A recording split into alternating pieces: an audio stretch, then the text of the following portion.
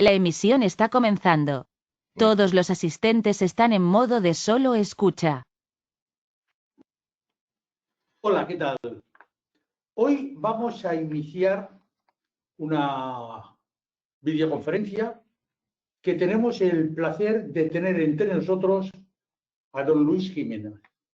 Luis Jiménez, tened en cuenta que es una persona que lleva dentro del mundo de las alpericias más de 30 años, bastante más. Ni que él parezca joven, no lo es. Ya es un gato viejo. Tened en cuenta que el perito en muchas especialidades. Él es perito en 9 o 10 especialidades y sigue estudiando. Ahora lo tengo yo también conmigo como alumno, pero no tan solo como alumno. Él es un colaborador de Intesa desde hace muchísimos años. Forma parte del gabinete de profesores, pero tened en cuenta que él es, para haceros una idea, director del máster de psicología forense de la Universidad Europea Miguel de Cervantes. Es director del máster en psicología criminal de la Universidad Europea del Atlántico. Es director general de la Escuela General de Criminología. Coge todos los cargos, pero el que sabe muchísimo. Tened en cuenta que dentro de la psicología forense es una de las personas que más ha luchado en el Congreso de los Diputados y en diferentes sitios para dar un prestigio a la profesión. Os envié unas hojas de papel que habían todo lo que había importante para dentro de todos los peritos. Es un hombre que se mueve muchísimo. Y yo particularmente le estoy sumamente agradecido, no tan solo por su relación y su amistad, su experiencia y todo lo que me ha enseñado. Le estoy agradecido sobre todo porque como es secretario general también de la, general de todo, general de brigada, general de todo, de la Asociación Nacional de Tasadores, Peritos y Mediadores, él ha colaborado mucho cuando formamos dentro de la asociación la Universidad Corporativa de Peritos de la asociación. Tened en cuenta que ahora, por ejemplo, el Banco de España nos ha registrado a la asociación, nos ha registrado como centro formador. Y todo eso se lo debemos en parte también a la labor de Luis, porque claro, con 40 años trabajando en los juzgados, con la experiencia que tiene como gran profesional dentro de la pericia, ha dado un impulso muy grande a la asociación como secretario y ha conseguido cosas que verdaderamente yo, que también llevo mucho tiempo luchando por todos los peritos, cosas importantes. Yo recuerdo cuando hace años don Luis me envió a Madrid a UNESPA para hacerlo el contrato con UNESPA y le dije, vamos a ver, si toda la formación de todos los peritos de seguros la llevas tú con tu equipo de profesionales, ¿por qué no vas tú? Dijo, no, porque a mí ya me conocen. Los tienes de conocer a los dos para que hagamos fuerza por los dos lados. Me refiero que es un hombre de unas capacidades intelectuales, humanas, y sobre todo que sabe comportarse como un amigo, siempre, porque siempre que yo le he pedido un favor, le ha faltado tiempo para hacérmelo, agradezco mucho que hoy nos explique y nos dé toda una serie de información. Tened en cuenta que cuando termine la conferencia, que le he dado un poco de tiempo para que no sea muy arduo para vosotros, tendremos un registro de preguntas que hagáis sobre las diferentes salidas. Tened en cuenta que dentro de la psicología forense, aparte de ser psicólogo también, el que es de todo, y no psicólogo general, es psicólogo, tiene varias especialidades. Aparte de eso, tened en cuenta que es un gran grafólogo, es un gran técnico en balística, es perito de muchas especialidades. De manera que cualquier duda que tengáis de tal como se trabaja en los juzgados, de tal como se tiene que defender un informe de cualquier materia, porque como él es el perito de muchas materias, ni que no sea concretamente el enfoque que ahora vamos a tener de la explicación que nos va a dar, en ruegos y preguntas podemos hablar de varias cosas. De manera que os dejo con don Luis. Luis, gracias por aguantarme otra vez más. Y adelante, te dejamos a ti solo. Muchas gracias, Alberto. Te has excedido un poco el tiempo, pero bueno, se te puede correr.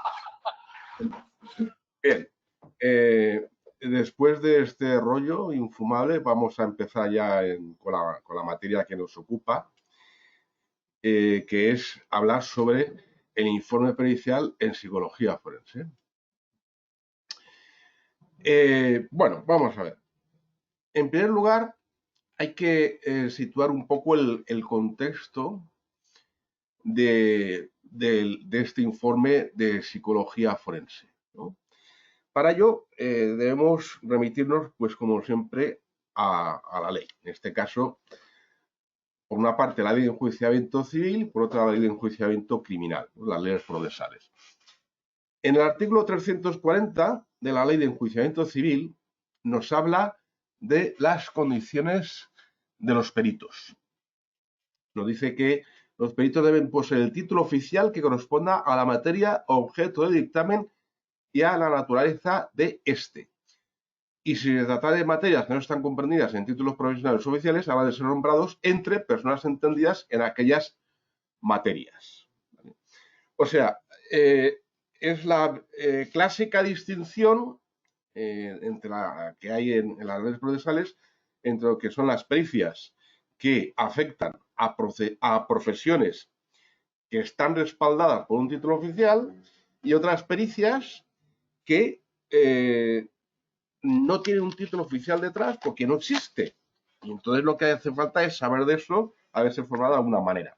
En el primer caso, pues estaban hablando de médicos, de psicólogos, de arquitectos, de ingenieros, etcétera, ¿no? Todas estas personas, pues tenemos que tener un título oficial para poder hacer un informe pericial. En el segundo caso, pues muchas pericias que algunos, pues a lo mejor estáis haciendo algún curso, ¿no? Como pues pericia caligráfica, incendios y riesgos diversos, balística, criminalística, etcétera, etcétera.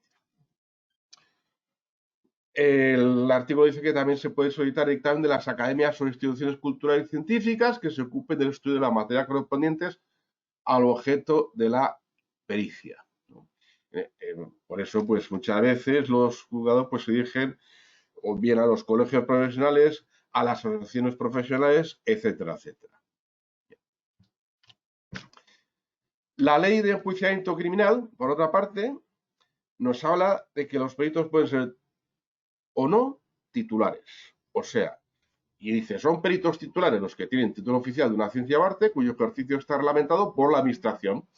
Lo mismo, dice lo mismo que la ley de enjuiciamiento civil, pero con otras palabras. O sea, aquí también, pues eso, nos está diciendo que hay peritos que para poder hacer el informe necesitan tener un título oficial que le habilite para ejercer una profesión, ¿no? Y son peritos no titulares los que, careciendo de título oficial, tienen, sin embargo, conocimientos o práctica especiales en alguna ciencia o arte. Es el caso pues, de lo que hemos hablado antes, de toda una serie de especialidades que no tienen ningún título oficial detrás, pero que sí, evidentemente hay que saber de esto. Y para saber esto, pues, ¿qué hay que hacer? Pues algún tipo de curso que les dé estos conocimientos, evidentemente, ¿no? Muy bien. De esta manera, tanto en la ley de... Vamos a ver, ¿por qué me sale esto aquí? En un momento que, si estáis viendo la pantalla, ¿no? Si quito esto por aquí, así. Ahora pueden verle, dice. Ha ocultado la cámara web. Bien, he ocultado la cámara, pero aún comparte su cámara. Vale, sí, bien. Bueno, como iba diciendo, después de ver estos artículos, vemos que tanto la ley de enjuiciamiento civil como la ley de enjuiciamiento criminal, lo que se exige es que los informes periciales sobre determinadas materias sean realizados por las personas que tengan un título oficial. Bueno, me imagino que están viendo la diapositiva, ¿verdad? Ahora vamos a ver. No sé, estoy compartiendo la pantalla, ¿no? ¿Pueden ver la pantalla? Sí, sí, sí. Exacto, vale.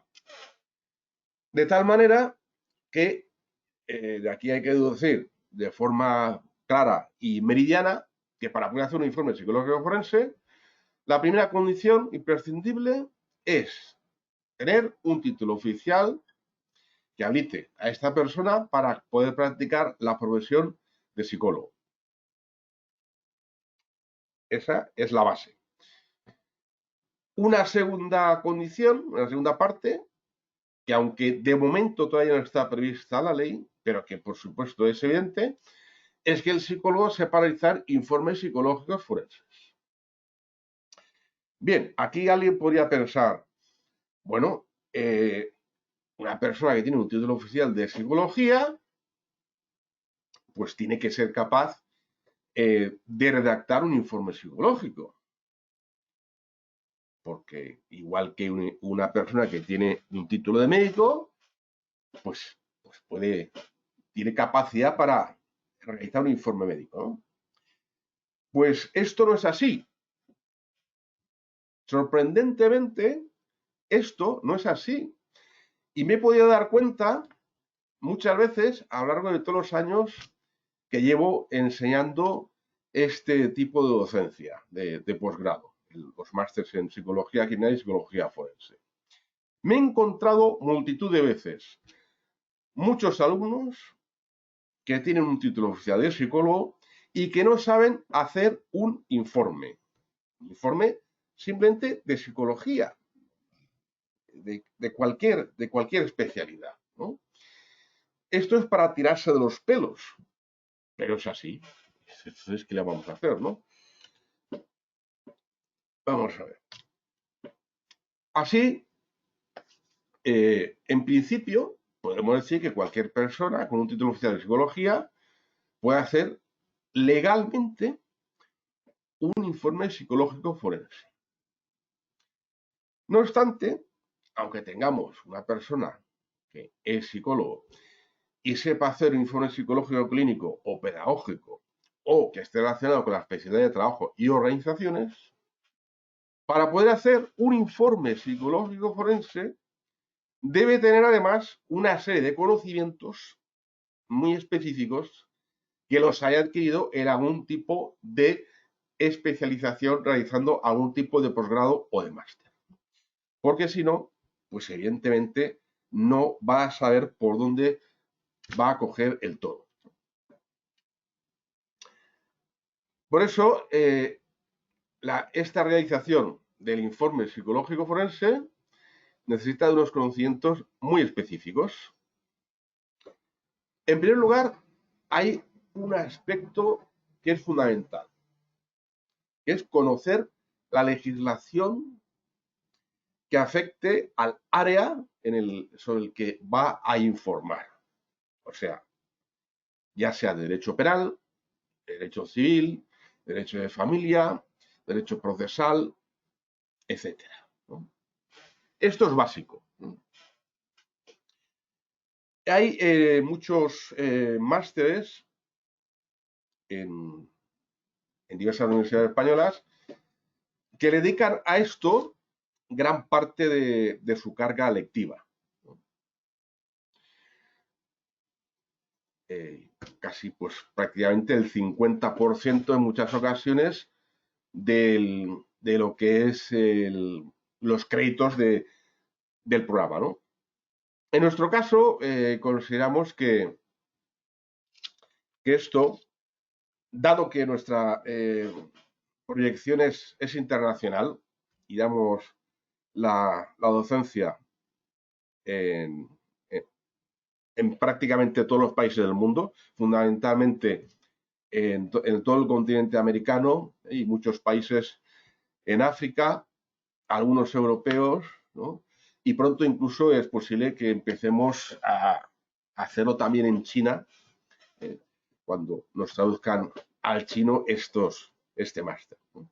Entonces nosotros consideramos que, claro, como la legislación cambia de país a país, pues que lo que hay que hacer es cargar sobre todo mucho en los aspectos que sean puramente científicos, de tema psicológico, y conocer los fundamentos sobre todo de la evaluación, conocer las distintas características de las distintas áreas de intervención. Y dejamos que los alumnos se preparen por su cuenta esos conocimientos que necesitan de derecho. Claro, en cada país las leyes son muy distintas, pero hay que conocerlas. Bien. Por otra parte, también hay que estar familiarizado con los instrumentos de evaluación que usamos normalmente en psicología forense. Estos son parecidos, bueno, muchos coinciden con los que se utilizan en psicología clínica, pero hay algunos que son más específicos, ¿no? Y hay que, pues, también conocer qué instrumentos de los instrumentos de evaluación que podemos disponer, cuáles son los convenientes para cada tipo de informe. De esta forma, aunque cualquier psicólogo pueda realizar, legalmente estamos hablando, un informe psicológico forense, pues si no se ha formado adecuadamente, si no tiene estos conocimientos específicos para poder desenvolverse adecuadamente en estas situaciones, pues es muy difícil que el informe le salga bien y que además pueda defenderlo delante de un tribunal. Sobre todo si encima tiene que enfrentarse a otros psicólogos, a lo mejor con más experiencia, que están manteniendo unas tesis distintas, y tiene que discutir con ellos para convencer al tribunal sobre quién tiene la razón. De esta forma, pues podemos llegar a la conclusión de que es completamente necesario tener estos conocimientos adquiridos en una especialización de posgrado. Pero además existe otro requisito, en este caso legal, que es indispensable, por lo menos en España. Vamos a hablar de la situación en España. En otros países, cada país tiene sus características, ¿no? Y es que para poder realizar esta tarea, como cualquier tarea de psicología, el psicólogo debe estar dado de alta en un colegio oficial de psicólogos. Eso es impepinable, porque además en el informe va a tener que hacer constar su número de colegiado. Bien, una vez vista esta introducción, vamos a ver los distintos tipos de informe que podemos realizar en distintas áreas de las distintas ramas de derecho. En derecho penal, pues se puede hacer acerca, por ejemplo, de la imputabilidad de los acusados. O sea, si a los acusados de determinado delito se les puede aplicar algún tipo de atenuante o exhibente debido a unas características psicológicas, alteraciones psicológicas que estaban presentes en el momento de la comisión de los hechos, ¿no? Hay varias posibilidades que las habla la ley, el Código Penal, y a ellas nos debemos atener. No vamos a entrar en eso, pues ya sería meterse en lo que es el terreno del propio posgrado, ¿no? Y no es nuestra materia, pero hay que conocer precisamente cuáles son estas circunstancias que pueden atenuar o que pueden eximir a los acusados.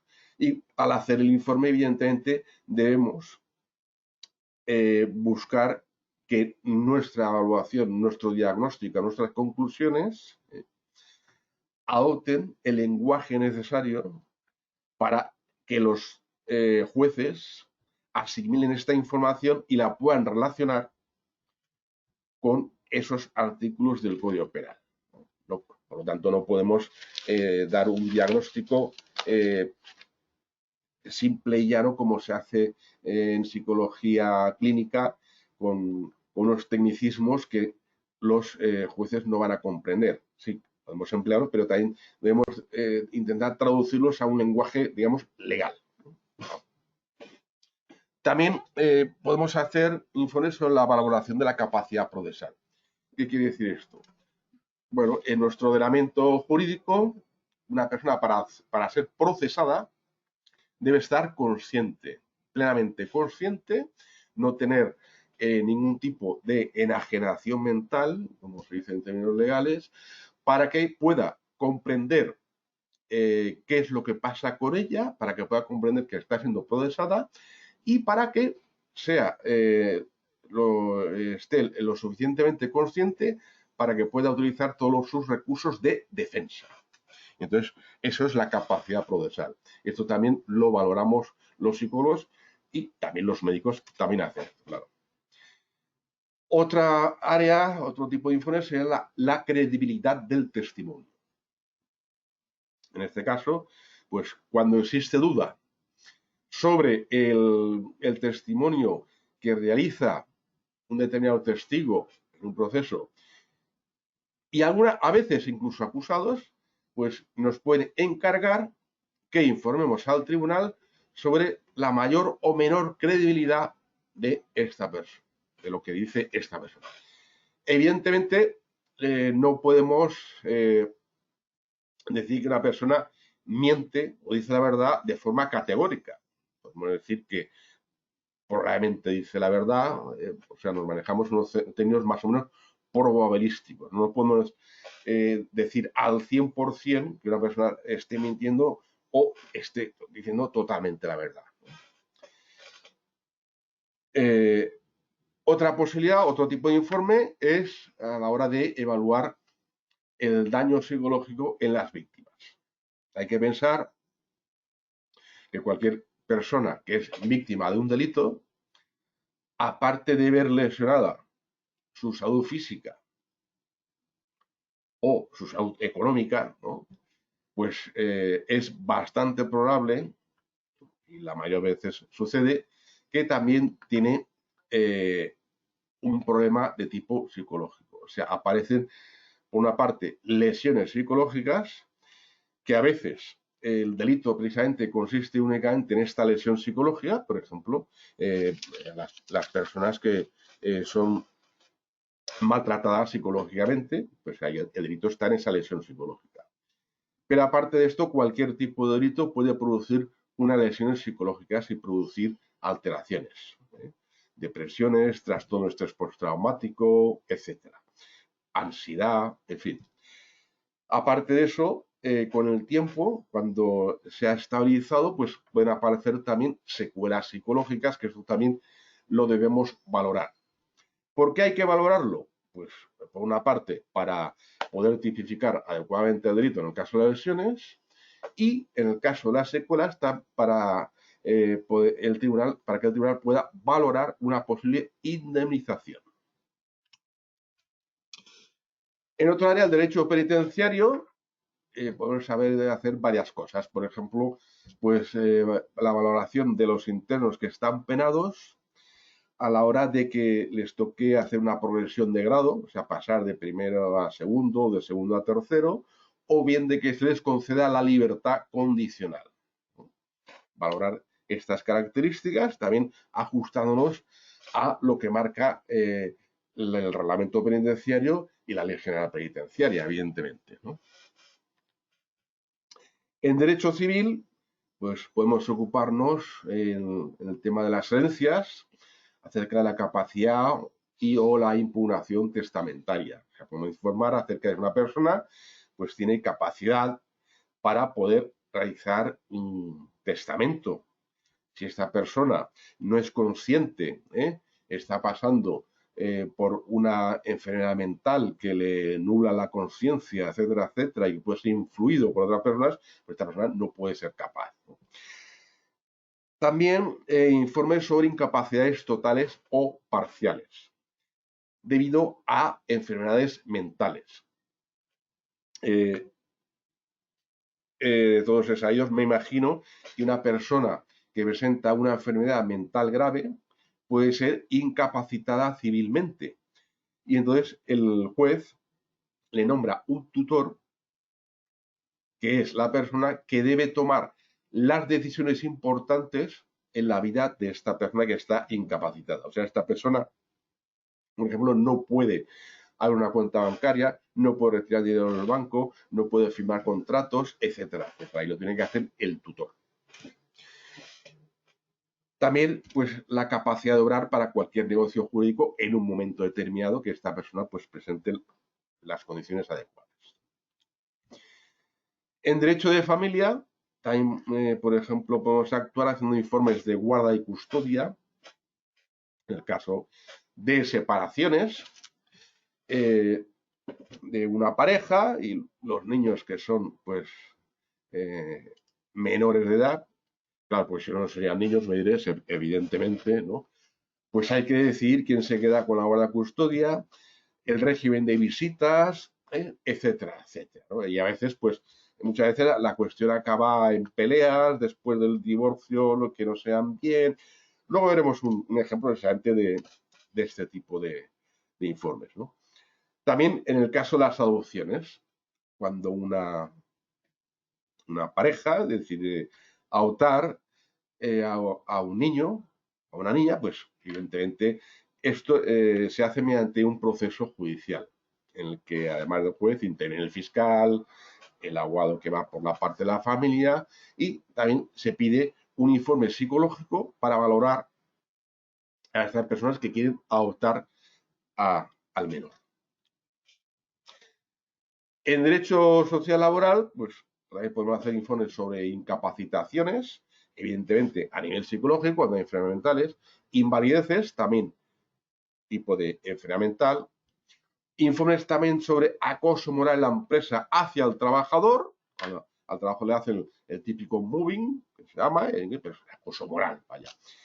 Pero incluso también informes sobre acoso moral en la empresa hacia la propia empresa, porque a veces también es el empresario el que sufre acoso por parte de sus propios trabajadores, ¿no?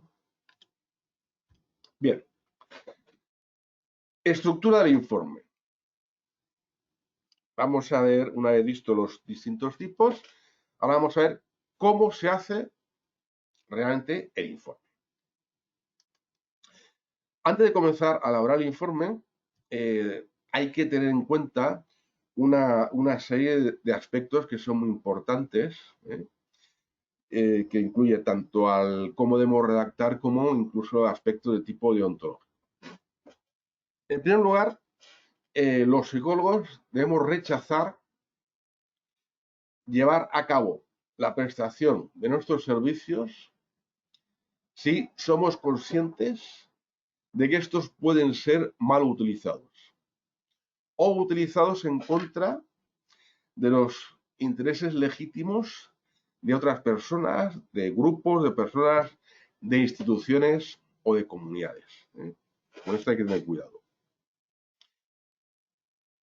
Después hay que tener en cuenta que los informes psicológicos deben ser claros, deben ser precisos, deben ser rigurosos y deben ser inteligibles para su destinatario. Ten en cuenta que lo normal es que las personas a las que se dirigen los informes, generalmente jueces, abogados, fiscales, etcétera, pues no tienen ni idea de psicología. Pues sí, bueno, que no, ellos lo que saben es de derecho, por lo tanto debemos procurar utilizar un lenguaje adaptado a sus esquemas mentales, ¿eh? Hay que expresar también el alcance y las limitaciones que tiene el informe, ¿eh? El grado de certidumbre que tenemos acerca de los diversos contenidos los que estamos informando, ¿eh? Y también dejar claro si tiene un carácter actual o tiene un carácter temporal.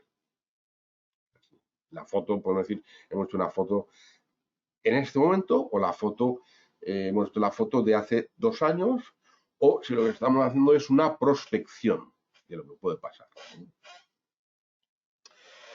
También debemos ser especialmente cautos, prudentes y críticos frente a una serie de nociones que puedan degenerar en etiquetas devaluadoras y que discriminen a las personas por razón de su sexo, de lo normal, anormal, de adaptación, inadaptación, las etiquetas adaptado, inadaptado, o inteligente, deficiente, etcétera.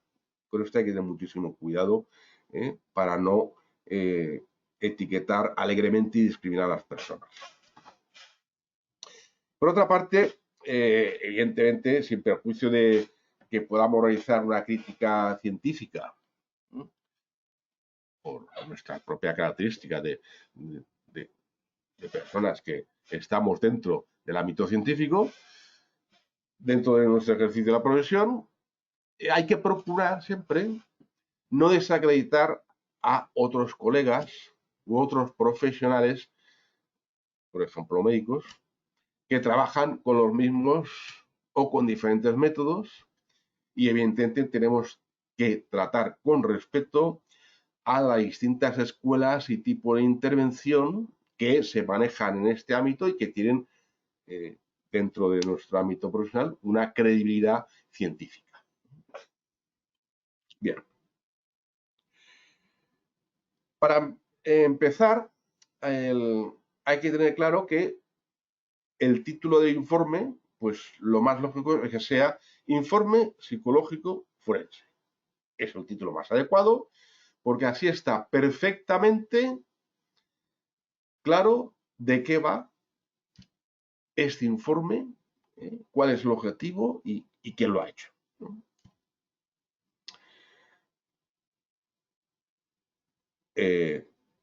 Con este título está claro que quien lo ha hecho es un psicólogo, ¿no? Porque, si lo hace un médico, pues tendrá que llamar quizás de otra manera, ¿no? Vale. Después de este título, pues el primer apartado del informe que debemos desarrollar son nuestros datos. Nuestro nombre completo, nuestro número de colegiado, incluso pues número de expediente y juzgado para el que se emite y a quién va dirigido, ¿no?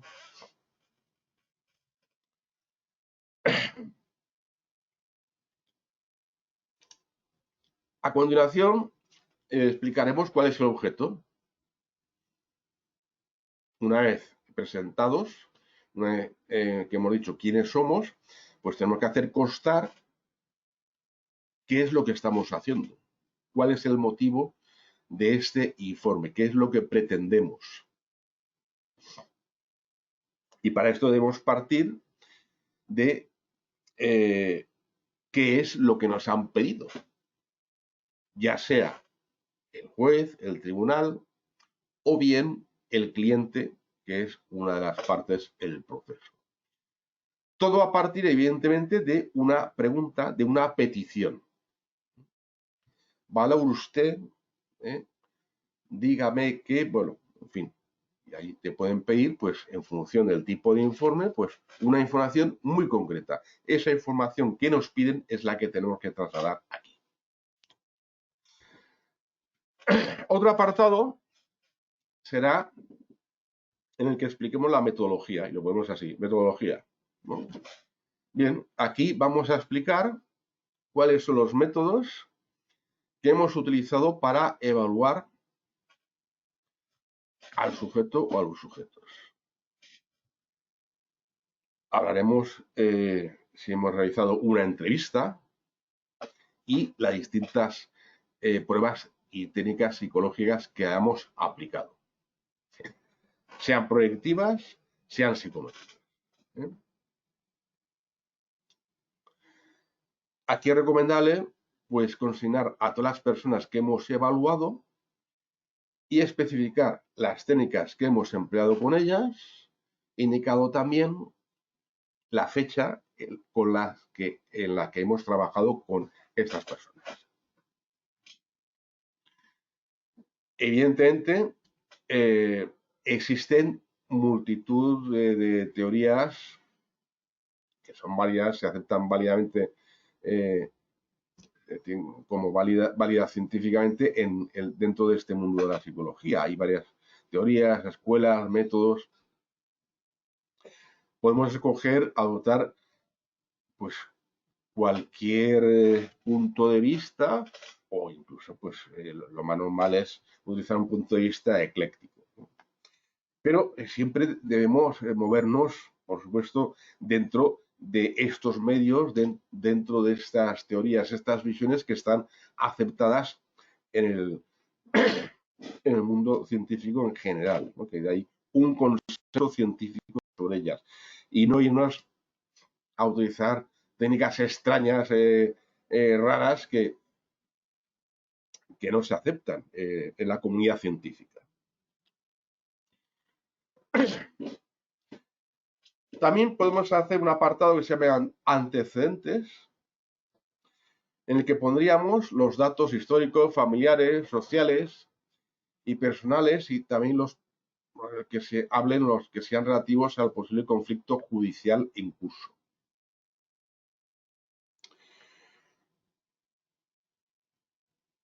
Aunque aquí podría haber se puede hacer otra forma distinta, ¿no? Incluso esto se puede dividir también, o sea, estos datos del conflicto judicial incluso se pueden dar en una introducción, y los datos históricos, sociales, familiares, etcétera, de las personas evaluadas los podemos incluir dentro del apartado resultados cuando estemos hablando de la información obtenida en las entrevistas. Bueno, se puede hacer de las dos maneras, a gusto del consumidor. Se puede incluir esto o se puede dividir, como he dicho, ¿no? Después vendría el apartado resultados. Aquí vamos a explicar qué es lo que hemos encontrado en nuestra exploración, utilizando la entrevista y las técnicas y pruebas psicológicas empleadas. Por lo tanto, vamos a indicar aquí la información extraída de la entrevista y vamos a poner aquí también las puntuaciones obtenidas en las pruebas psicométricas que hayamos empleado, ¿no? O los resultados de las pruebas proyectivas que también hemos utilizado. Todo esto. ¿Por qué? Porque todo esto, toda esta información, tiene que servir de base a las conclusiones que vamos a hacer después. Y tiene que encajar.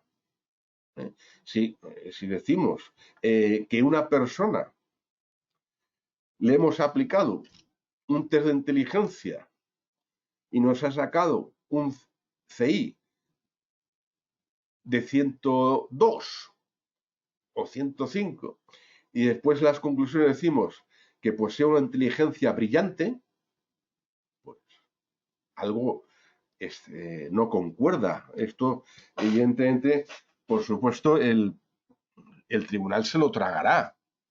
Pero claro, esto cuando lo vea otro psicólogo, porque pensemos que el informe psicológico es un documento científico y está sujeto, por lo tanto, a revisión. Esto, si lo ve un psicólogo, otra persona que entienda esta materia, dirá, esta conclusión es falsa, ¿no? Entonces, tiene que encajar, ¿no? Todo lo que digamos, estos resultados tienen que servir para que podamos construir el apartado siguiente, que son las conclusiones. Y en estas conclusiones, basados en estos resultados, lo que tenemos que hacer es dar respuesta a la pregunta que nos han hecho. Vamos a dar respuesta a lo que hemos explicado en el objeto, a la petición que nos han hecho. Y tienen que ser redactadas de forma coherente con todo ese desarrollo del informe, ¿no? Debemos dejar, hay que tener claro una cosa, hay que fijarse en un aspecto que es fundamental. En estas conclusiones, ¿no?, hay que expresar el alcance y las limitaciones que tiene y el grado de certidumbre que acerca de todos los contenidos que posee, si su carácter es actual o temporal, como decíamos antes. Esto hay que dejarlo bien clarito en las conclusiones, ¿no? Bien, es fundamental. Aparte de que tenga sentido todo lo que hemos hecho, el informe, todo lo que hemos ido explicando, tiene que encajar con estas conclusiones, tiene que haber esa continuidad y debe poder llegarse a estas conclusiones de una forma lógica, ¿no? Una vez hecho esto, pues finalizamos exponiendo el lugar, indicando la fecha y firmando, ¿no? El Colegio Oficial de Psicólogos, o sea, el organismo que engloba a todos los colegios oficiales de las distintas autonomías, recomienda incluir al final de todo esto, al pie de la última hoja, una cláusula de salvaguardia que podría decir algo como lo que veis en la pantalla. Las presentes conclusiones se refieren a los objetivos demandados y a la aplicación de la metodología antes mencionada. Un cambio de las circunstancias o nuevos datos exigirían un nuevo análisis y podrían modificar los resultados. Bueno, pues para, digamos, curarnos un poco en salud, ¿no? De que después a los 10 años digan, oiga, que usted dijo esto. Bueno, sí, pero a ver, eso valía. Entonces sí que sería, pero ya, ahora es posible que las cosas hayan cambiado y a lo mejor si hago una evaluación, pues tengo que decir todo lo contrario, ¿no? Bien. Por otra parte,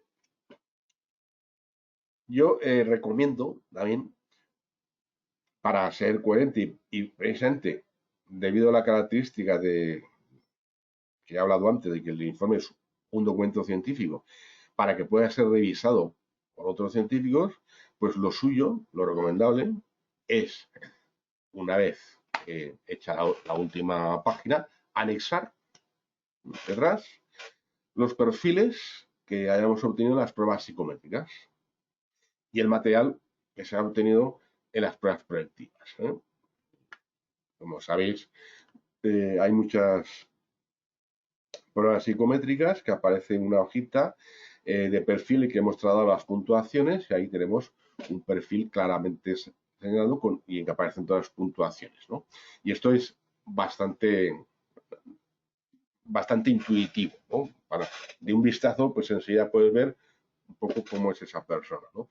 Y por otra parte, las pruebas proyectivas, pues el material que hemos obtenido, por ejemplo, pues el típico dibujo de familia que hayamos hecho con unos niños, pues también hay que ponerlo, la copia. Claro, el original no lo vamos a quedar nosotros, ¿no? Porque ahí, si viene otro psicólogo, podrá ver que las conclusiones a las que hemos llegado interpretando ese dibujo, por ejemplo, pues él podrá opinar lo mismo o igual saca otra y podrá discutirlo y decir, no, oiga, pues mire, yo creo que esto que no es así, que esto es así, ¿no? Entonces, hay que ser un poco honestos en este sentido. Bien, una vez visto esto, vamos a ver algún ejemplo de informe, ¿no? Vamos a ver aquí si se me abre esto. Aquí tenemos lo que decía antes, un típico informe de guardia y custodia. En este caso fue un tribunal de Badalona. Bueno, aquí la introducción, pues evidentemente digo quién soy, mi número de colegiado, qué cargos tengo. Es conveniente, pues, hacer constar en esta introducción la formación que se tiene concretamente, ¿no? Los cargos, etcétera, etcétera, ¿no? Después, el asunto, o sea, que en otro sentido pueden ser, otro lo puede llamar objeto, ¿no? Son las recomendaciones que nos da el Colegio de Psicólogos, pero también se puede llamar asunto, ¿no? Y aquí pues explico de dónde viene la petición. En este caso fue el juzgado que me nombró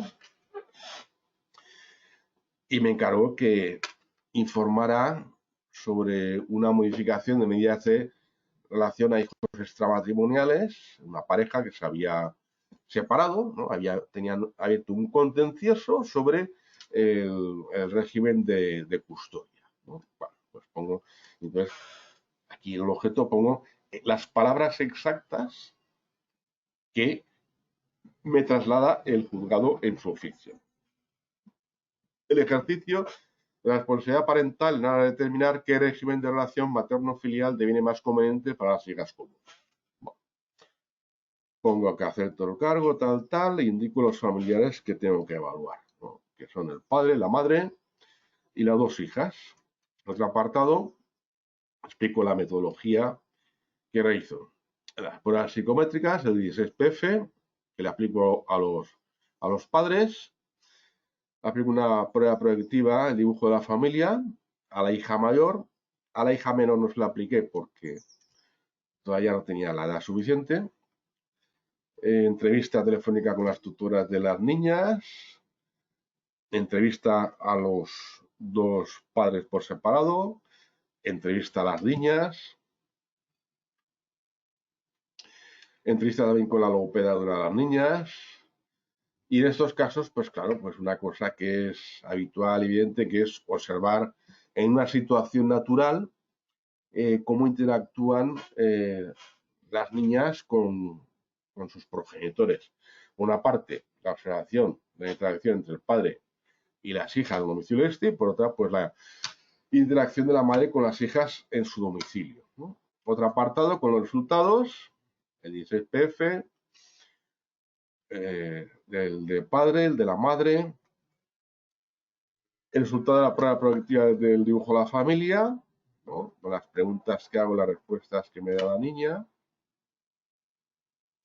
Y esto después hay que integrarlo, hay que interpretarlo, claro. Los resultados de la entrevista telefónica a la tutora de las niñas, la entrevista al padre, ¿no? Y una especie de anamnesis breve. La entrevista a la madre, otra también, ¿no? Entrevisto a las dos niñas, en este caso en la zona comunitaria de la vivienda de su madre, por lo tanto en un entorno natural, fuera de los despachos, ¿eh?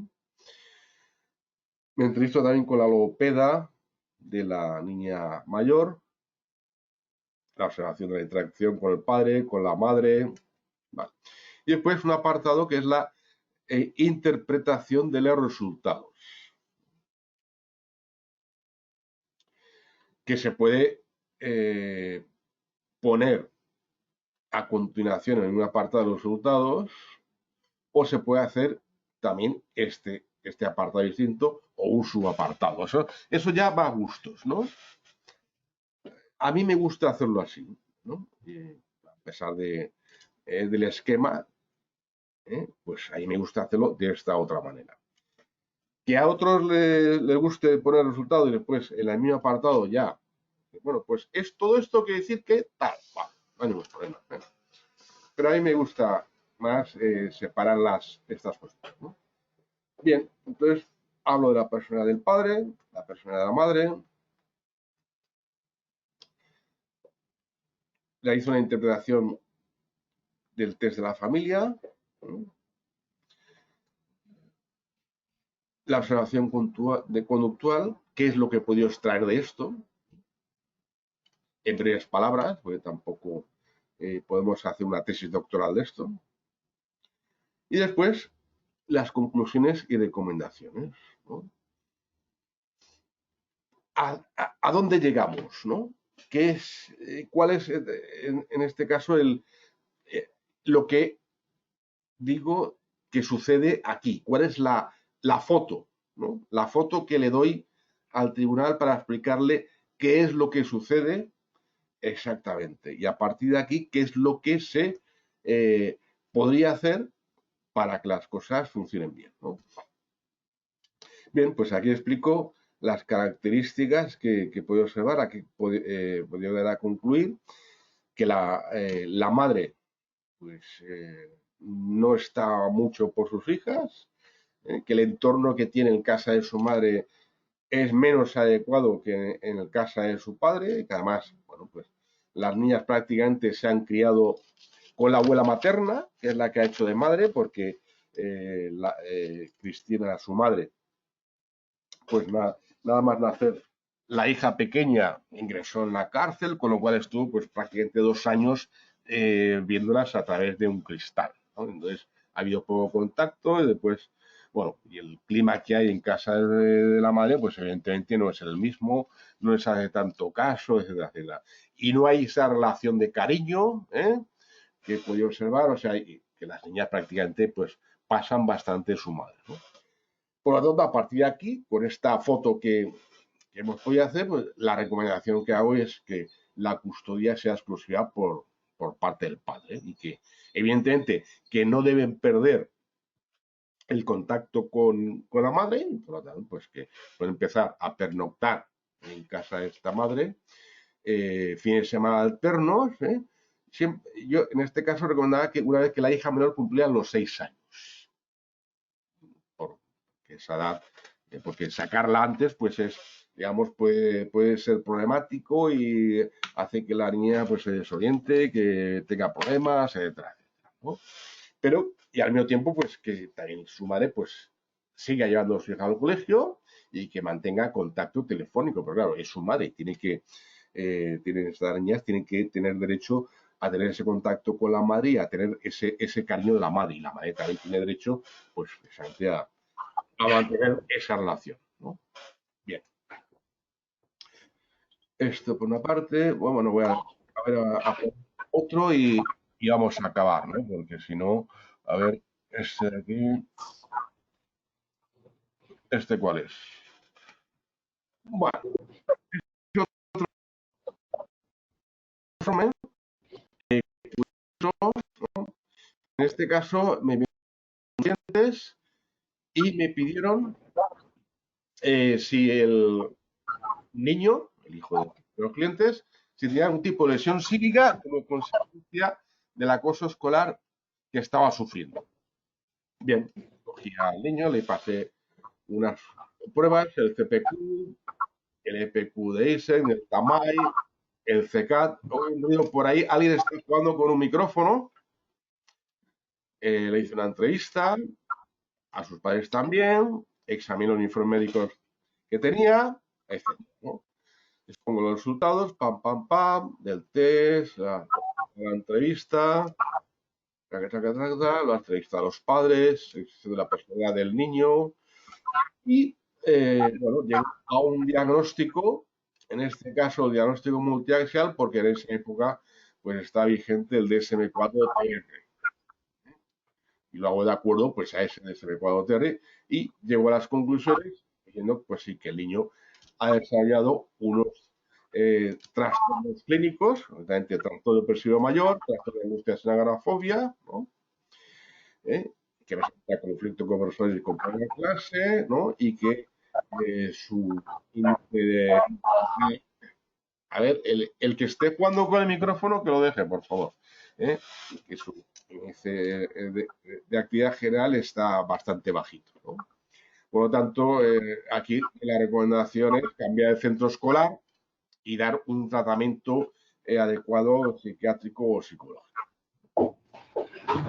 Muy bien, pues con esto acabo, porque ya se nos echa el tiempo encima y vamos a entrar ya en el tenor de las preguntas. Veamos. A ver. Luis, te lo dije, te hacía falta más del tiempo, ¿eh? Más. Tenían para estar hablando 7 días más. Ya, pero no quiero que a la gente le dé las uvas aquí, ¿no? Y, claro. Hombre, sí, porque la gente tiene en cuenta que ahora está confinada, no confitada, ¿eh?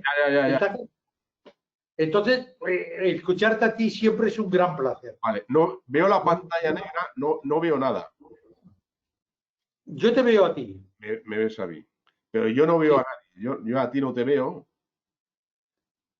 Estoy, te lo aseguro, ¿eh? Ah, vale, vale. Bueno, aquí en principio tiene que haber, por aquí ver a la gente, hay 46 asistentes. Por aquí tienen que aparecer las preguntas, ¿no? A ver, panel de mandos. Vamos a ver. Presentes. Abajo, más para abajo, Luis. ¿Eh? Preguntas aquí. Pregunta, aquí está, vale. No hay nadie que pregunte nada. No hay, Buenos días, Luis. no hay nadie que pregunte. Sí, hay un señor que dice, buenos días, Luis. ¿Dónde está? Coño, aquí no lo ves. No lo veo. A ver, hola, pero tira mal para abajo. Empieza a contestarlo al primero. Buenos días. Mostrar Se preguntas. escucha muy mal. ¿Alguien con más con problema? Hola. Los que tenemos el título oficial de psicología, ¿tenemos alguna vida que podamos seguirnos fuera, Aquí está, aquí está. no implique una carrera? ¿Cómo maximizar? No, los que no tenemos, no. Vamos a ver. Tened en cuenta que normalmente todos los psicólogos forenses han de tener la carrera de psicología o de psiquiatría, pero mejor psicología. Si no tenéis la carrera, no lo cojáis nunca un informe. En todo el resto de casos, sí. Tanto los criminólogos y tal, no hace falta la carrera de criminología para ser perito en criminología. Porque Luis os dará todos los conocimientos y todos los másteres, sin ser criminólogos. A ver, Como perito en grafología, ¿qué metodología utilizas para un informe de autentificación, una firma o escrito? vamos a ver. Los informes de grafología no suelen ser habituales en los juzgados. A veces se hacen, pero es raro porque allí, claro, no son los tribunales que les hables de cómo es la persona de alguien por su letra, pues depende del caso, ¿no? Sí que eso más frecuente lo de pericia caligráfica, pero claro, esta videoconferencia es sobre informe psicológico forense. Ya hicimos una videoconferencia sobre el informe de pericia caligráfica hace unos años, y está ese vídeo colgado. O sea, lo puedes ver en el curso correspondiente y lo puedes ver también en nuestro canal de YouTube. Y también otro vídeo sobre la defensa del informe en la sala. A ver, veo que hay... Vamos a ver, yo te puedo decir que como perito en grafología, Aquí está. la metodología que se utiliza es la comparación de las firmas según los diferentes rasgos. Pero esto se estudia en el curso de grafología, no de antigüedades. De manera que, a ver si me entienden, un perito es un especialista de una materia y cada materia tiene sus técnicas. Un perito en una materia conocerá cómo hacer un informe genérico de su materia. Lo que no puede conocer son las reglas y los sistemas que utilizan el resto de peritos. Por eso hay diferentes especialidades. Lourdes. A ver, aquí hay alguien que dice que la voz se escucha muy mal, ¿no? Hay varios que se quejan de la voz, que se escucha mal. Yo Bueno, no lo sé si se escucha bien o mal. Yo lo oigo todo perfectamente. Te oigo a ti bien. aquí María Más Oliver que pregunta, ¿un criminólogo puede ejercer la rama de psicología criminal? Esto no, Sí. no, psicología criminal no. A ver, para intervenir en psicología criminal hay que ser psicólogo. Igual que para defender a alguien en un juicio hay que ser abogado. Aunque el criminólogo sabe algo de derecho y algo de psicología, pero no puede ni hacer ni de psicólogo ni de abogado. El criminólogo tiene que hacer de criminólogo, ¿eh? O de criminalista, si sabe de eso, ¿no? Hola, buenos días. Quería saber una cuestión posible dentro de la grafología forense, hacer un dictamen dentro del método grafonómico que hable o se introduzca la materia psicológica. A ver, como lo he dicho antes, en la grafología se trata de determinar la personalidad de una persona a través de la letra. Otra cosa es la pericia caligráfica, que se trata de determinar la autenticidad de una firma o de una letra, ¿no? Evidentemente, en un informe grafológico, sí que estamos hablando de la personalidad de una persona. Y esto No es un informe psicológico. y por lo tanto sigue, está haciendo, están metiéndose en terreno de la psicología, pero claro, no es un psicólogo, o sea, tiene su validez es relativa, aunque evidentemente puede acertar, o sea, esto puede. La grafología lo que es realmente es una técnica proyectiva. Lo que pasa es que la utilizan tanto psicólogos como personas que no son psicólogos, que solo tienen los conocimientos. Otra cosa es la validez que se le dé después. Claro, sobre todo en un juicio, si la persona no es psicólogo, pues el tribunal puede decir hasta qué punto se lo puede creer, ¿no? Después, ¿qué más hay aquí? No hay más preguntas. Un momento. Calígrafo sin carrera, claro. Claro.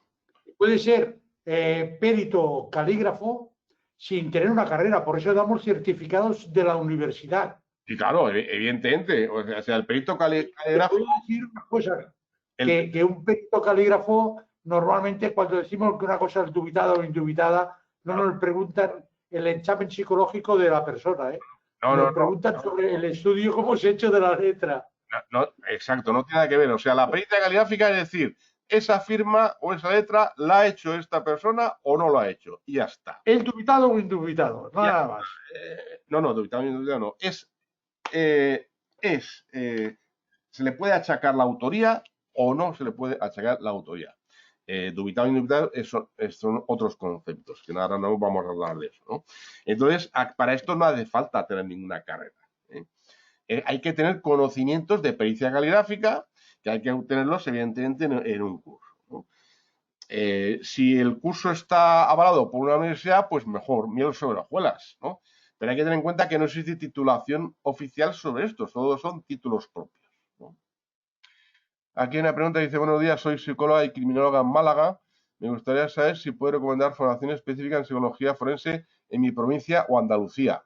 Pues claro, la que damos nosotros, que la hacemos toda a distancia o online, evidentemente. No te voy a dar ahora datos de nuestra competencia. Evidentemente, en Andalucía hay varias universidades que hacen esta formación, pero yo no soy el centro de información del Ministerio de Educación y Cultura y Ciencia. O sea, como tú comprenderás, María, yo lo que quiero es vender mis cursos, no los de los demás, ¿no? A ver, este de la María Más ya la he contestado, sí. Hola, buenos días. Quería saber una cuestión, ¿es posible dentro de la grafología? Este ya está contestado. Sí. A ver, hola, ¿podría recomendar bibliografía relacionada con el tema?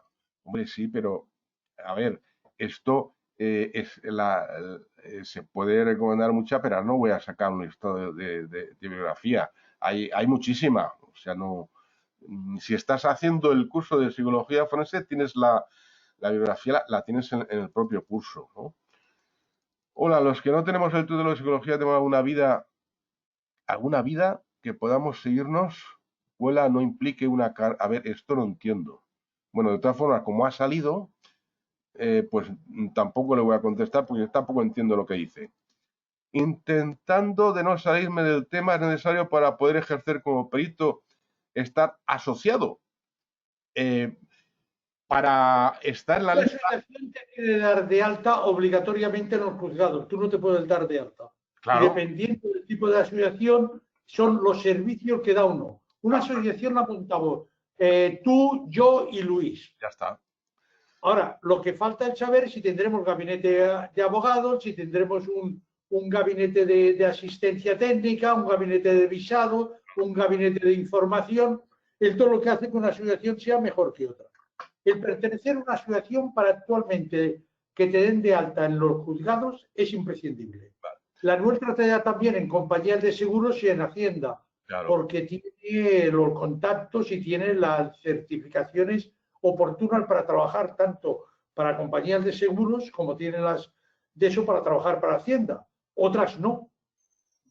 Aquí pregunta: ¿los juzgados dan más validez a una prueba psicométrica sobre otras? No, porque en los juzgados los jueces y los abogados no tienen ni repajolera idea de psicología. Por lo tanto, ¿cómo van a dar más validez a una que otra, no? Lo que van a dar más validez es a lo que diga un psicólogo u otro en función de cómo sepa defender su informe y también de cómo haga las preguntas el abogado, porque aquí, como ya lo dijimos en la videoconferencia de la defensa del informe. O sea, no solamente es llegar allí y decir, me ratifico, sino que el abogado que está de parte del cliente o el abogado al que le interesa defender la tesis que defiendes, tiene que hacer las preguntas oportunas para que el perito pueda explicarse, porque el perito lo único que puede hacer es responder a las preguntas que le hacen. No puede ir más allá. No vamos a dar allí una conferencia, porque nos cortan enseguida, ¿no? El presidente de Tribunal dice, no, espere, usted responda a lo que se le pregunta y ya está. Si las preguntas no están bien hechas, no nos hacen ninguna pregunta, no podemos defender el informe. Bien, me ha parecido muy interesante, como he mencionado con el comienzo, necesita una aclaración general acerca de la profesión del psicólogo en general, y así incluso me he perito psicológico. Personalmente soy psicóloga, graduada en 2016, opositiva clínica, realicé un posgrado en psicología jurídica penitenciaria, el cual, a pesar de formación, informe, legislatura, etcétera, sigue dejando en el aire cómo un psicólogo se promociona como perito, o si existe algún colegio o asociación donde realmente merezca la pena formar parte. Caray, qué pregunta más larga. Ya que al pertenecer al colegio de psicólogos durante 3 años no me sirvió más que una pérdida de dinero y ningún conocimiento de la falta de formación y seriedad de las personas encargadas de su administración. A colación me gustaría realizar esta pregunta debido a que entiendo que el informe nunca es vinculante en un juicio. Podría realizar una peritación siendo psicóloga con posgrado sin formar parte del momento de peritaje. A ver, esta pregunta es tan larga que ya no sé. Vamos a ver. Yo quiero entender que tú lo que has hecho, bueno, has hecho grado en psicología, te has formado has hecho un máster de psicología forense, etcétera, no estás contenta con el colegio de psicólogos. Bueno, primero, como he dicho antes, lo primero que hay que tener claro es que para que puedas trabajar y actuar como psicólogo tienes que estar colegiada. Eso es impepinable. Otra cosa es que no estés contenta. Bueno, ninguno estamos contentos porque realmente el servicio que dan es malísimo, pero tampoco es tan caro, ¿eh? Piensa que los abogados pagan muchísimo más por estar colegiados, ¿no? Y tampoco tienen buen servicio. Bueno, independientemente de eso, vamos a ver. Para promocionarte, bueno, pues a través de las asociaciones que te presentan. Tienes una serie de videoconferencias y herramientas para promocionarte que sin pertenecer a nuestro colectivo no te vamos a dar. Claro, a través quieres que te diga cómo te tienes de promocionar y tener faena cada semana o cada día, tienes de pertenecer a la asociación de cuota mensual. Claro. O si no, tampoco. Si pagas cuota anual, tampoco te voy a atender. Gracias. También puedes estar en el TIP, que llaman, del Colegio de Psicólogos, el turno de intervención profesional, pero claro, esto es un sacapastas, porque para estar en el TIP tienes cada año que hacer una formación que te da el colegio. Tienes que estar pagando todos los años. Pam, pam, pam, pam. Y después, claro, sí que los juzgados también llaman al colegio de psicólogos para pedir psicólogos. Pero en este turno de intervención profesional, pues después te van a pagar. Es la asistencia gratuita. Claro, y te pagan una miseria, ¿no? O sea que, pero bueno. También, pues evidentemente, pues eso, con soy de la asociación para promocionarte, para que te contraten de parte privada, ¿no? A ver, aquí dice, por lo que he entendido, si no tienes psicología no podemos tratar, sería trabajar de peritos. Este ha salido. Bueno, es igual, vamos a ver, de perito como psicólogo forense no. Si puedes trabajar con otras especialidades si sabes. ¿Puedo trabajar de perito calígrafo sin carrera? Ya lo hemos contestado. Sí, claro que si tienes el curso de pericia caligráfica, porque lo que hay que hacer es saber de pericia caligráfica. Seguir que no implique esto que dice, aquí no dice nada. Si se requiere un perito en tema de familia, ¿a dónde se puede recurrir? Si es un perito psicológico, pues puedes acudir a un psicólogo que conozcas, que sepa hacer informe de este tipo. Puedes pedírselo al juzgado que te elija uno, y entonces el juzgado va a sus listas y llama a uno. Esas son las posibilidades. tengo una conocida que está estudiando criminología. ¿Puede ser perito forense? Claro, puede ser perito forense de lo que sepa hacer. O sea, pues si sabe de balística, pues podrá hacer un informe de balística o de criminalística o de pericia caligráfica si sabe hacerlo. No, en la carrera no toca muy por encima la pericia caligráfica. Normalmente todos los criminólogos nos piden a los peritos calígrafos que hagamos los informes nosotros. Por eso he dicho si sabe hacerlo. Y si no sabe hacerlo, pues tendrá que hacer un curso con nosotros. Claro, pero en principio capacidad legal tiene. Otra cosa es que sepa, ¿no? Una pregunta, ¿el criminólogo tiene competencia a los conocimientos para realizar un informe? Y dale, sí. Realmente, una persona que ha hecho el grado y solo ha hecho el grado en criminología no sabe hacer nada. Tiene un titulito, pero hacer informe de qué? Si un criminólogo no tiene ni repajolera idea de nada. Bueno, de nada útil para los juzgados, me refiero. Bueno, poder hacer pues hacer un estudio pues de la delincuencia que hay en un barrio y hacer una descripción, un estudio científico, no sé qué, y hacer un estudio para prevenir el delito, pero todo esto en el juzgado le importa un pepino. O sea las cosas prácticas no sabe hacerlas. Entonces, tienen que hacer un curso, ya sea varios, con nosotros, que somos los mejores, o con otros centros, para que les enseñen. Sí. Tened en cuenta que fijaros que todos los que hacen la carrera de criminología les dan la salida de hacer la especialidad de detective, porque no tiene salida en sí real. Claro. Le dan la especialidad de detective, os puedo decir que al 80%. El otro 20% trabaja en policía científica, ya tienen una titulación y entonces se forman con nosotros la mayoría de policía científica. Sí. Tanto la Caixa como los Mossos. A ver, es que el criminólogo lo único que tiene es un título que es oficial. Bueno, y como tiene un título oficial, le sirve para poder ir a ciertas oposiciones donde pide un título de grado. Entonces, como hay muchas oposiciones que piden graduados, pero no especifican en qué, porque estos son puntos de la administración, pues puede entrar, yo qué sé, incluso en el cuerpo de barrenderos, y como tiene un grado, pues esto le vale X puntos. Y el que no tiene un grado tiene menos. Y acaba siendo barrendero o oficial de administración en el ayuntamiento, lo que sea, pero es que no hay un puesto para el criminólogo. Y esto es lo que tiene que entender la gente, que la gente se hace ilusiones, porque claro, las universidades muchas veces se engañan, bueno, muchas veces no siempre, engañan a la gente con este título.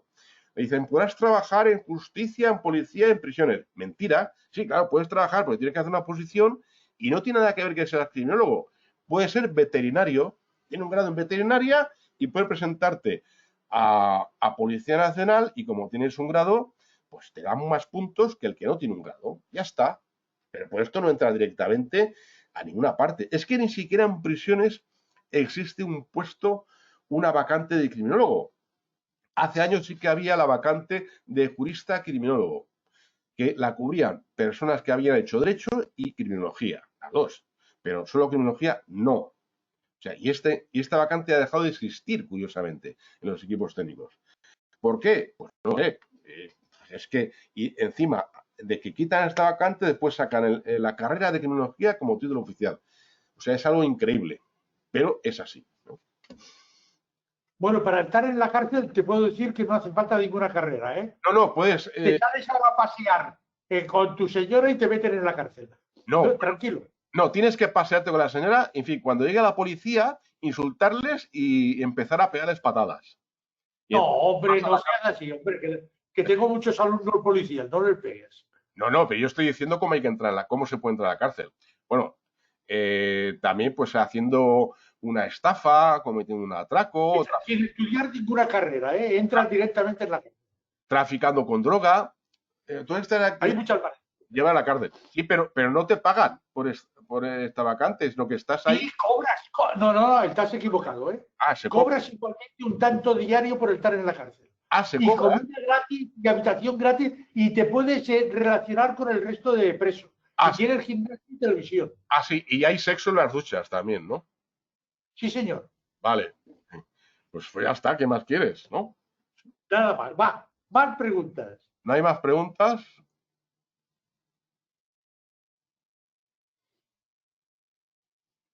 Aquí veo una barrita que dice presta atención 76%. O sea, y el 21 no presta atención. ¿Qué pasa? Que la gente enciende el ordenador y se va a tomarse un café a la cocina, ¿no? Sí, señor. Ya, pues, muy mal, ¿eh? El que aguantarnos a nosotros. Yo el otro día se lo decía a una compañera que se dijo que se apuntaría y le dije, bueno, hay una cosa clarísima, aguantarme a mí durante hora y media, 2 horas, y yo comprendo que se vayan a tomar café, es difícil, ¿eh? Ya. Bueno, parece que no hay más preguntas, ¿no? Pues no, pues ya está. Vale, Compañeros, sabéis dónde nos tenéis, sabéis mi teléfono, todos vosotros, sí, y cuando queráis me llamáis por teléfono para cualquier pregunta bien, sin ninguna clase de problema. Un abrazo y buen final de semana y buen confinamiento exacto. con alegría. Eso, un abrazo virtual a todos y hasta la próxima. Hasta la próxima, hasta el mes que viene.